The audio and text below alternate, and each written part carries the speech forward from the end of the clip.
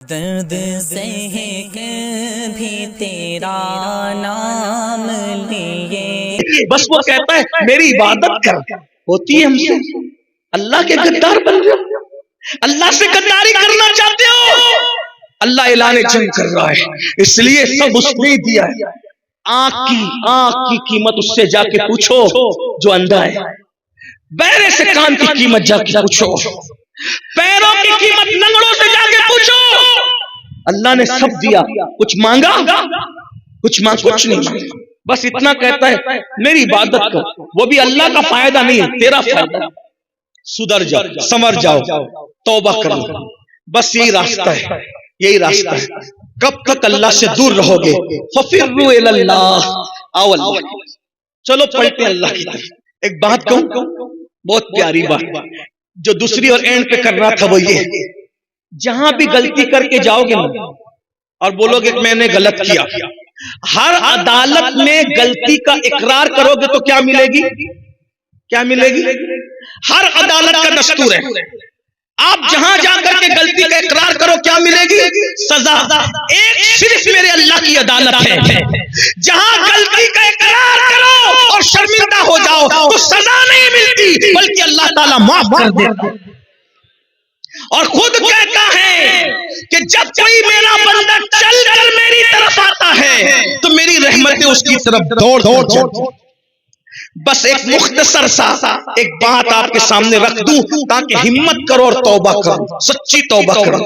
مجھے بہت پسند ہے یہ روایت جس کو میں پڑھ رہا ہوں۔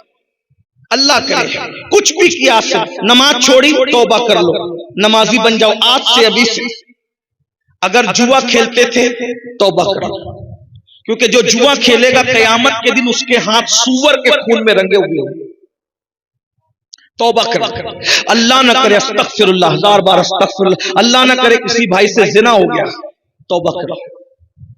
حدیث پاک میں آتا ہے زانی کو اللہ رب العزت قیامت کے دن آگ کا قمیص پہنائے گا اور اس کی شرمگاہ پر جہنم کی آگ رکھ کر کے دہکائی جائے گی۔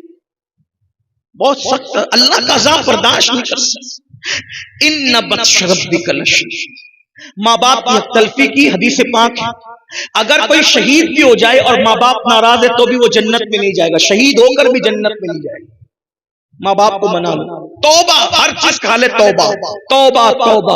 اور فرمایا گیا التائب من الذنب کمن لا ذنب لہ، گناہ سے توبہ کرنے والا ایسا ہے جیسے اس نے گناہ کیا ہی نہیں ہے۔ تو وہ روایت سن لیں میرے بھائی، یہاں اتنا بڑا گنہگار کوئی نہیں ہوگا جس کے بارے میں بات کر رہا ہوں، توجہ سے سن، غور سے سن۔ سیدنا حدیث پاک کا مفہوم اپنے الفاظ کے جامع میں پیش کر رہا ہوں، بہنیں بھی توجہ، جس جو گناہ کیا توبہ کرو، اور توبہ کا مطلب کیا ہے؟ بدل جاؤ، تبدیل ہو جاؤ، اپنے آپ کو چینج کر لو۔ اور آج تو 25ویں شب عرس اعلیٰ حضرت بھی، رحمت للعالمین کا جشن بھی، فاروق اعظم سرکار اللہ کے رسول علیہ السلام کے کاشانے میں جانے لگے تو دیکھا کہ دروازے پہ ایک جوان لڑکا بیٹھا ہے، ایک نوجوان بیٹھا ہے، اور اب خاک اٹھاتا ہے اپنے سر پہ ڈالتا ہے، خاک اٹھاتا ہے اپنے سر پہ ڈالتا ہے، خاک اٹھاتا۔ فاروق اعظم نے کہا او تو یہ کیا کر رہا ہے؟ اس نے کہا عمر میں بہت بڑا پاپی، بڑا مجرم آدمی، حضور سے ملنے آیا ہوں، ہمت نہیں ہو رہی ملنے کی، اس نے سر پہ خاک ڈالتا۔ آپ حضور سے اجازت لے دیجیے کہ حضور اجازت دے دے کہ میں حضور سے ملوں۔ فاروق اعظم گئے، کہا یا رسول اللہ ایک جوان ہے جو سر پہ خاک ڈال رہا ہے دروازے پہ آپ کی چوکھٹ پہ بیٹھ کے، اس نے حضوری چاہتا ہے، حضور اجازت ہے؟ حضور علیہ السلام نے بلایا، اجازت دی۔ اس جوان سے پوچھا ہے جوان کیا ہوا؟ کہا حضور دعا کر دو کہ اللہ مجھے بخش، اللہ مجھے معاف کر۔ آقا نے فرمایا تو بتا تو صحیح تو نے کیا کیا ہے تاکہ میں تیرے لیے دعا کروں۔ اس نے کہا حضور مجھے شرم آ رہی ہے، ہمت نہیں ہو رہی کہ بتاؤں۔ کہا بتا۔ اس نے کہا آقا ہمت نہیں ہے بولنے کی، آپ بس اتنا دعا کر دے کہ میری بخشش ہو جائے۔ آقا نے فرمایا کیا تیرا گناہ آسمانوں سے بڑا ہے؟ اس نے کہا ہاں آقا میرا گناہ آسمانوں سے بڑا ہے۔ پھر کہا کیا تیرا گناہ زمین سے بھی بڑا ہے؟ ہاں آقا میرا گناہ زمین سے بھی بڑا ہے۔ پھر فرمایا کیا تیرا گناہ سمندر کی جھاگ سے بھی بڑا ہے؟ ہاں آقا میرا گناہ سمندر کی جھاگ سے بھی بڑا ہے۔ پھر کہا کیا تیرا گناہ اللہ کی رحمت سے بڑا ہے؟ تیرا گناہ اللہ کی رحمت سے بڑا ہے؟ وہ بڑا نہیں آقا، نہیں، میرا گناہ بڑا ہے، میرا گناہ بہت بڑا ہے، مگر اللہ کی رحمت سے بڑا نہیں۔ اللہ کی رحمت بہت بڑی ہے۔ کافر بتا، اس نے کہا میں کفن چھوڑ سینکڑوں مردوں کو میں نے ننگا کیا، ان کا کفن نکال کے میں نے بیچی، لیکن ایک کفن چرانے گیا تو وہ لڑکی کی قبر تھی اور خوبصورت لڑکی کی قبر تھی۔ میں نے جیسی میت کو باہر نکال کر کے اس کا کفن نکالا، شیطان نے مجھ پہ حملہ کیا اور میں نے مردہ لڑکی کے ساتھ زنا کیا قبرستان کے اندر۔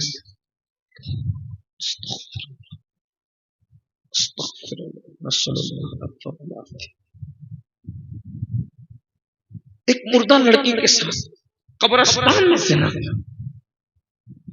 جب زنا کیا تو وہ لڑکی زندہ ہو اور اس نے کہا تو تباہ ہو، تو برباد ہو، اللہ تجھے کبھی معاف نہ کرے۔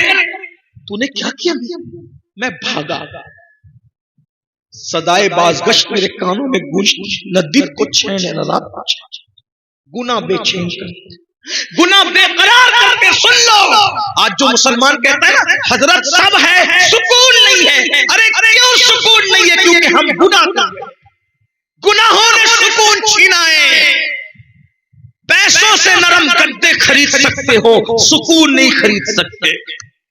ایسی کاری دولت سے خرید سکتے ہو، سکون نہیں خرید سکتے۔ زیورات خرید سکتے ہو، سکون نہیں خرید سکتے۔ گناہ سکون چھین لیتے ہیں، گناہ چین چھین لیتے ہیں۔ اس نے کہا حضور سکون نہیں ہے۔ کہتے ہیں کہ جو جتنا بڑا عالم ہوگا وہ اتنا زیادہ اللہ سے ڈرنے والا ہوگا۔ دنیا میں حضور سے بڑا کوئی عالم نہیں ہے، اللہ کی مخلوق میں حضور سے بڑا کوئی، اس لیے حضور جتنا اللہ سے ڈرتے کوئی نہیں ڈرتا۔ حضور پہ اللہ کا خوف غالب آیا۔ حضور علیہ السلام کا جلدی سے دور ہٹ، جلدی دور ہٹ، یہاں سے ہٹ، جلدی ہٹ۔ تو نے وہ کیا کہ مجھے ڈر لگ رہا ہے، تیری وجہ سے آگ نہ برس پڑے آسمان سے، جلدی جا یہاں سے، جلدی۔ اس کو دھتکارا نہیں، اللہ کے نبی پہ خوف غالب آ گیا، جلدی تو یہاں سے ہٹ جا، آگ نہ برس پڑے۔ وہ ہٹ گیا۔ استغفر اللہ، توبہ ہی توبہ۔ اللہ سے معافی مانگ رہا ہے اور خاک ڈالتا ہے، معافی مانگتا ہے۔ ایک دن اللہ سے کہتا اللہ اگر میرا گناہ واقعی اتنا بڑا ہے کہ تیری رحمت سے میں نے بڑا جرم کر لیا، گناہ بڑا کر لیا تیری رحمت سے، پھر بھیج ایسا عذاب، نہ مجھ سے پہلے کسی کو بھیجا نہ میرے بعد کسی کو بھیجنا، جو چاہے کر لے میرے ساتھ۔ اور اگر میرا گناہ تیری رحمت سے بڑا نہیں ہے، اور میرا ایمان ہے کہ ہرگز بڑا نہیں ہے، میرا گناہ بڑا بہت ہے لیکن تیری رحمت سے بڑا نہیں ہے، تو پھر مجھے معاف کر۔ اور اگر تو نے مجھے معاف کر دیا ہے تو اس کی اطلاع اپنے محبوب کو بھیج تاکہ مجھے پتا چلے کہ تو نے معاف کر دیا۔ ادھر اس کا یہ کہنا تھا، ادھر رحمت مچل گئی۔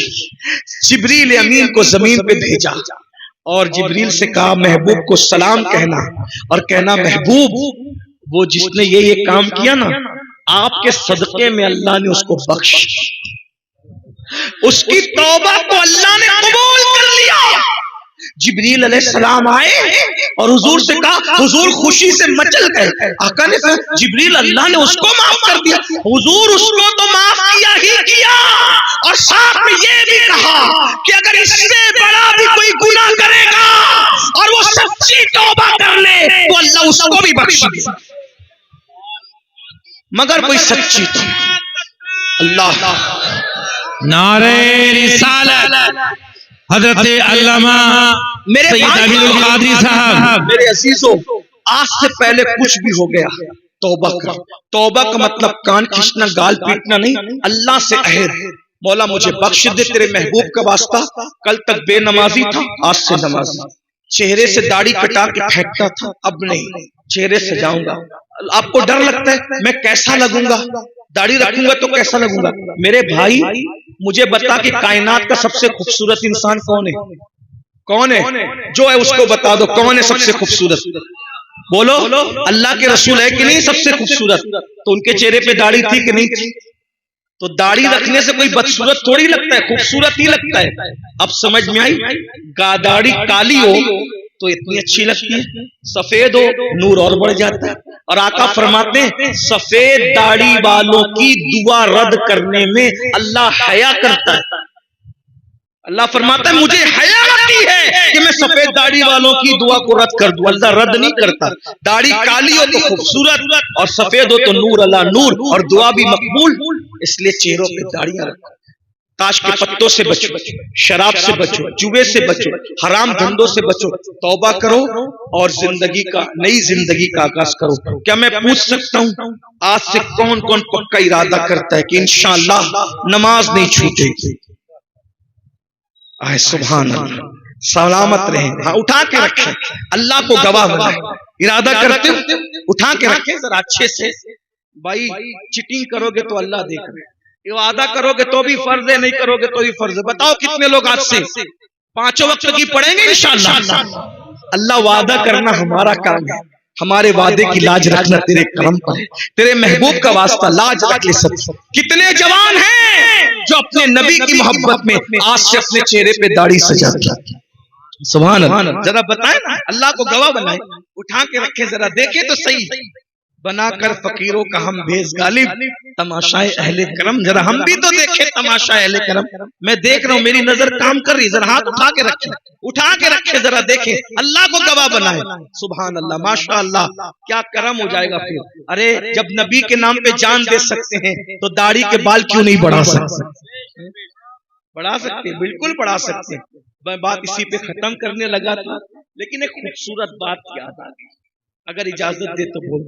حالانکہ مجھے پہنچنا ہے وقت پر، ٹائم زیادہ ہو گیا، صبح کی یعنی 5 بجے ایئرپورٹ پہنچنا تھا اور ابھی بہت کچھ بات۔ ایک بات سنیے، غریب نواز سرکار نے، غریب نواز سرکار اپنے سرکار جنہوں نے لاکھوں کو ایمان کی دولت، ہندوستان میں اسلام کی باغ و بہار غریب نواز کی محنتوں کا نتیجہ ہے۔ میرا آقا، میرا راجا، ہم سب کا راجا، پیارا خواجہ، نبی کا بیٹا، علی کا راج دلارا، سیدہ کی آنکھوں کا تارا، سرکار غریب نواز خواجہ ہند، وہ دربار ہے اعلیٰ تیرا، کبھی محروم نہیں مانگنے والا۔ ہم نے اپنے بزرگوں سے سنا غریب نواز لوگوں کو جمع کر کے کہہ رہے تھے جہنم سے بچو، جہنم سے بچو، جہنم سے، یہ کرو گے تو جہنم میں جاؤ گے، وہ کرو گے تو جہنم میں جاؤ گے، وہ کرو تو۔ ایک لڑکا تھا، جوان لڑکا، لڑکے ہوتے تھوڑے بے باک ہوتے ہیں، اس نے کہا سرکار آپ نے جہنم سے اتنا ڈرا دیا، ابھی میں نے جہنم بیان کیا تو آپ کو بھی ڈر لگا، مجھے بھی ہے نا، ہم آپ رونے لگے، اتنا ڈر لگا۔ جب میں چھوٹا آدمی بیان کیا تو آپ ہم رونے لگے، جب غریب نواز نے جہنم بیان کیا ہوگا تو لوگ کتنا ڈرے ہوں گے۔ وہ لڑکا کھڑے ہو کے کہتا ہے سرکار، توجہ کر لیں، سرکار آپ نے جہنم سے ایسا ڈرا دیا، اب مجھے ڈر لگ گیا، میں زیادہ عمل نہیں کر سکتا، زیادہ عمل نہیں کر سکتا، کوئی ایک بات مجھے بتا دو جس سے میں جہنم سے بچ جاؤں، ایک ہی عمل بتا دو۔ غریب نواز سرکار جتنی جس کی عقل ویسی بات، غریب نواز سرکار نے کہا بیٹا ایک عمل سیکھ لے، انشاءاللہ تو جہنم سے بچ جائے گا۔ کہا سرکار بتائیں، کہا داڑھی رکھ لے، انشاءاللہ تو جہنم سے بچ جائے گا، داڑھی رکھ لے۔ اب لوگ داڑھی رکھنے ڈرتے ہیں، اس نے کہا سرکار یہ داڑھی رکھنے سے جہنم سے کیسے بچ جاؤں گا؟ جس کی جیسی عقل ویسی بات۔ کا بیٹا ادھر آ، تو نے لیلا مجنو کی کہانی سنی؟ اب دیکھو بزرگان دن کتنی آسانی سے بات سمجھاتے ہیں۔ فرمایا بیٹا تو نے لیلا مجنو کی کہانی سنی ہے؟ ہاں سرکار سنی ہے۔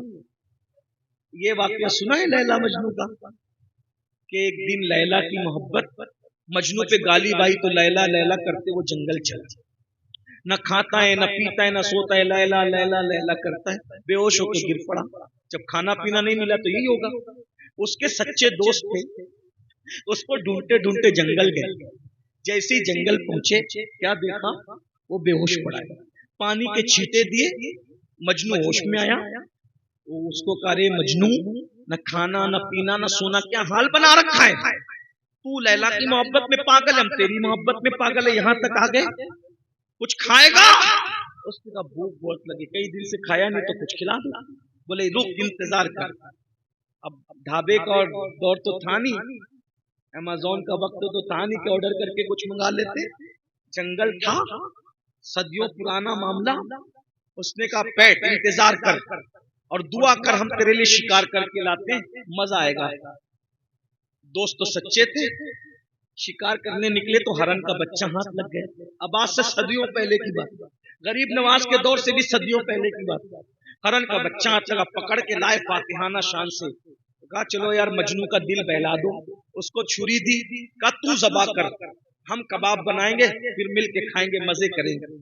مجنو نے چھری لی، جیسے ہی وہ ہرن کے بچے کی گردن پہ چھری رکھی، چلانا چاہتا تھا، چھری رکھ کے چلانا چاہتا تھا، بھوک تو لگی تھی، مگر اچانک چھری ہٹا لی، چھری پھینک دی اور پھینک کے کہا ہاتھ جوڑ کے مجھ سے محبت ہے؟ ہاں بالکل ہے، تبھی تو یہاں تک آئے تجھے ڈھونڈتے ڈھونڈتے.